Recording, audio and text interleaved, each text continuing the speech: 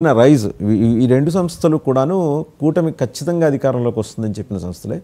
గుంటూరు కృష్ణా జిల్లాలకు సంబంధించి తాజా రిపోర్టు. గోదావరి జిల్లాల్లో ఉత్తరాంధ్ర జిల్లాల్లో 17 సీట్లు కూటమి కోల్పోబోతోంది. గోదావరి జిల్లాల్లో 19, అందులో చాలామంది వన్ టైం ఎమ్మెల్యేలుగా మిగలబోతున్నారు. ఇప్పుడు గుంటూరు కృష్ణాకాంతం పర్లేదు, కొంచెం కూటమి పర్లేదు, కొంచెం 11కి కన్ఫైన్ అయింది. ఓవరాల్గా ఏంటంటే అప్ టు గుంటూరు కృష్ణా గుంటూరు వరకు పోతే 47 లెక్క తేలిందండి. ఇంకా ప్రకాశం, నెల్లూరు, పైన రాయలసీమ 3 జిల్లాలు కూడా ఉన్నాయి. ఇది కొంచెం ఎస్టానిషింగ్గా ఉంది. జనసేన ఇబ్బంది పడే పరిస్థితులు ఉన్నాయని చెప్పేసి ఆయన మాట్లాడారు. ఆయనేమి ఇండిపెండెంట్ సర్వే ఆయన క్యారీ అవుట్ చేశారు. కూటమికి మంచి సపోర్ట్గా కూడా నిలిచారు ఆయన. పాపం ఆ సమయంలో నింద కూడా ఎదుర్కొన్నారు ఈ వైసీపీ వాళ్ళ నుంచి. ఈ సర్వేలు వాస్తవాలు ఎంతైనా కానీ ఒక రకంగా ప్రభుత్వం ఏర్పడిన ఒక సంవత్సరంలోనే ఇటువంటి సర్వేలు రావటం వల్ల ప్రభుత్వం కూడా సర్దుకోవడానికి అవకాశాలు ఉంటాయి. అసలు ఈ సర్వే రావడానికన్నా ముందే చంద్రబాబు నాయుడు గారు 40 మంది ఎమ్మెల్యేలకు సంబంధించి వారి పార్టీలో ఉన్న వారిని మీరు కొద్దిగా పరిస్థితులు బాగలేవు, నువ్వు కొద్దిగా సర్దుకోండి అని చెప్పడం కూడా జరిగింది. అది కూడా 2 సార్లు చెప్పారు, ఒకసారిగా. మూడోసారి చెప్పినప్పుడు ఒక తీవ్రమైన మాట మాట్లాడారు. ఆ మాట అర్థం చేసుకుంటే వాళ్ళు సర్దుకోవాలి. వన్ టైం ఎమ్మెల్యేలుగా మిగిలిపోవద్దు మీరు అన్నారు. అది చాలా సీరియస్ అన్నమాట రాజకీయాల్లో.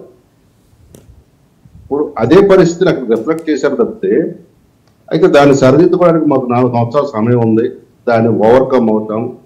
రాని వాళ్ళకి ఎట్లాగో వన్ టైం ఎమ్మెల్యేలుగానే మిగిలిపోతారు. అది మా పార్టీ కానీ, తెలుగుదేశం పార్టీ కానీ, ఇంకే పార్టీలు బీజేపీ వాళ్ళైనా సరే వాళ్ళు వన్ టైం ఎమ్మెల్యేలుగా ఉండాలి అనుకుంటే అది వాళ్ళ ఇష్టం, వాళ్ళ కర్మ. మేము చేయగలిగింది లేదు, కానీ మార్చుకోవాలి. ఎందుకంటే ఈ ప్రభుత్వం ఎందుకు ఏర్పడింది?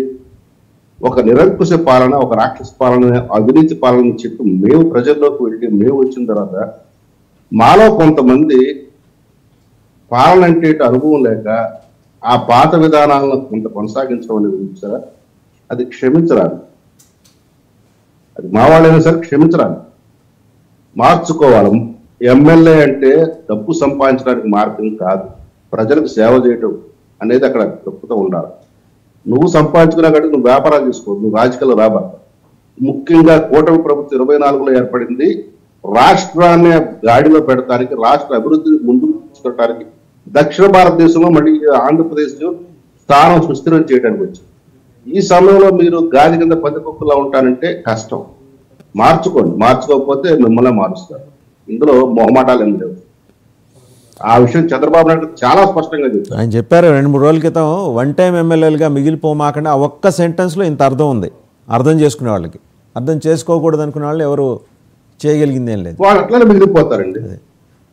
ఎందుకంటే చంద్రబాబు నాయుడు గారిలో చాలా మార్పులు సమస్య. ఆయన దృక్పథం ఈ రోజు ఎట్లా ఉందంటే, ఎట్టి పరిస్థితుల్లో ఈ 5 సంవత్సరాల్లో ఆంధ్రప్రదేశ్ రాష్ట్రాన్ని ముందుకు తీసుకెళ్లాలి, 10 సంవత్సరాల అభివృద్ధిని 5 సంవత్సరాలకు చూపించాలి అన్న పట్టుదల కనపడుతుంది.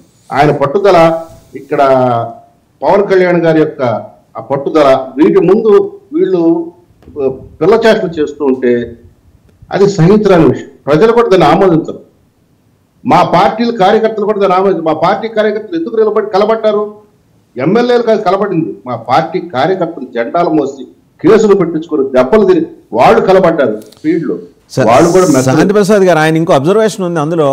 గోదావరి జిల్లాలకు సంబంధించి జనసేన మీద టీడీపీ ఇన్ఛార్జీల పెత్తనం పెరిగిపోయింది, జనసేన క్యాడర్స్ అసంతృప్తితో రగిలిపోతున్నాయి అనేది గోదావరి జిల్లాలో.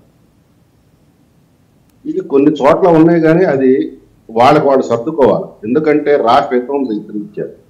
సర్దుకోకపోతే అధినాయకత్వం సరిచేస్తుంది. వాళ్ళకి అవకాశాలు ఇస్తున్నారు, వాళ్ళే సర్దుకుంటారు. సర్దుకోని పక్షంలో అధినాయకత్వాలు చూసుకుంటే తప్ప ఇది రోడ్డు ఎక్కే అంశం అయితే ఏం కాదు. అంత బహిర్గతంగా బయటపడి చెప్పుకున్నంత అంశాలు అయితే ఏం లేవు. చిన్న మర్యాదలకు సంబంధించిన అంతే. ఓటా అని voice of Telangana and Andhra Pradesh అని ఒక ఆర్గనైజేషన్, ఆయన సీనియర్ జర్నలిస్ట్ కంబాలపల్లి కృష్ణ గారు చేసిన దాంట్లో జనసేనకి దగ్గర పెట్టుకోవటం అంటే పాముకు పాలు పోసి పెంచడం అనే అభిప్రాయం సెక్షన్ ఆఫ్ ఓటర్స్ వ్యక్తం చేసినట్టుగా ఆయన కీలక అంశాలు ఆయన రాసుకుంటూ వచ్చారు. అంటే ఆయన అభిప్రాయం కాదండి, జనంలోకి వెళ్ళి చేసిందే. ఆయన కూటమికి మంచి మార్కులు వేశారు. వీళ్ళిద్దరితో పోలిస్తే కూటమి ఏడాది పాలనలో కూటమి పాలన పట్ల ప్రజలు సంతృప్తిగానే ఉన్నారన్నారు. సర్వే చేయడం లేదు, ఈ పదాన్ని ప్రత్యేకంగా వాడి సర్వే చేశాడా? ఆయన వాళ్ళే ఆయన వాళ్ళ జనం చెప్పిందే ఆయన చెప్పారు. మరి అదే వాడితే ఆయన కూటమి పోతుంది ఖచ్చితంగా అని చెప్పాలి. ఆయన కూటమి బ్రహ్మాండంగా ఉంది, బట్ ఇది మేజర్ అబ్జర్వేషన్ అని ఆయన దాంట్లో ఫైండింగ్ అది. నేను I will share that with you. చెయ్యండి, కానీ ఆ పదాలు జనాలకు తీసుకెళ్తే ఆ పదాలు జనాలు అంటారు, అది మాకు ముఖ్యం. ఆయన వెరీ సీజన్ జర్నలిస్ట్ అండి, అండ్ సీజన్ సెఫాలజిస్ట్. ఆయన అలాంటి పదాలు వాడు. I know him. చాలా మంది ఇప్పుడు సీజన్ జర్నలిస్ట్ అంటే చాలా పిచ్చి పిచ్చి కోతలు పోయట్లేదండి. లేదు, ఆయన ఒకవేళ రాసే ఉంటే మొత్తంగా రాయాలి కదా. కూటమి మంచి మార్కులు వేసాడు ఆయన. ఈ ఒక్కటి మేజర్ అబ్జర్వేషన్ అని చెప్పాడు. ఒక సజెషన్ తీసుకుంటే వెల్ అండ్ గుడ్. అంటే ఎవరు దాన్ని పాజిటివ్గా తీసుకొని సరి చేసుకోవాల్సిన అవసరం, ఇందాక మీరు అన్నారు సరి చేసుకోవాల్సిన అవసరం. ఆయన అబ్జర్వేషన్ చెప్పాడు. నేను అనలేదు, ఆయన అనలేదు. ఆయన అబ్జర్వేషన్ వచ్చింది, ఆయన నోటీస్ చేశాడు. అది నేను మీకు షేర్ చేస్తా, you can go through that. ఒక మాట వెంకట గురుమూర్తి గారు దగ్గర కల్లా. వెంకట గురుమూర్తి గారు మొత్తం 5 ఫ్యాక్టర్స్ అండి మిమ్మల్ని ఇరుకున పెట్టేవి. మైనింగ్, లిక్కర్, ఇసుక, ఈ రేషన్ కూడా ఒకటి వచ్చింది ఈ మధ్య, రేషన్ అండ్ అది రియల్ ఎస్టేట్ దందాలు. ఇవి మేజర్ ఫోకస్. ఎవరు చెప్పినా ఈ 3 సర్వేల్లో వాళ్ళు చెప్పింది అదే మేజర్ ఫోకస్. మీరు రెక్టిఫై చేసుకుంటారు. మీ నాయకుడు చాలా బలంగా చెప్పారు, వన్ టైం ఎమ్మెల్యేలుగా మిగిలిపోమాకండి అని. ఇంకా 4 ఏళ్ళు టైం ఉంది, ఇందాక శాంతిప్రసాద్ గారు అన్నట్టు. అంటే 3 ఏళ్ళు ఇదే చేసుకొని చివరి సంవత్సరంలో మరి రియలైజ్ అయిపోయి అప్పుడు సర్దుకుంటారా, లేకపోతే ఇప్పటి నుంచే ఆ దిద్దుబాటు ప్రక్రియ ఉంటుంది? వాసుదేవన్ గారు ఇందాక శాంతిప్రసాద్ గారు చెప్పినట్టుగా చంద్రబాబు నాయుడు గారు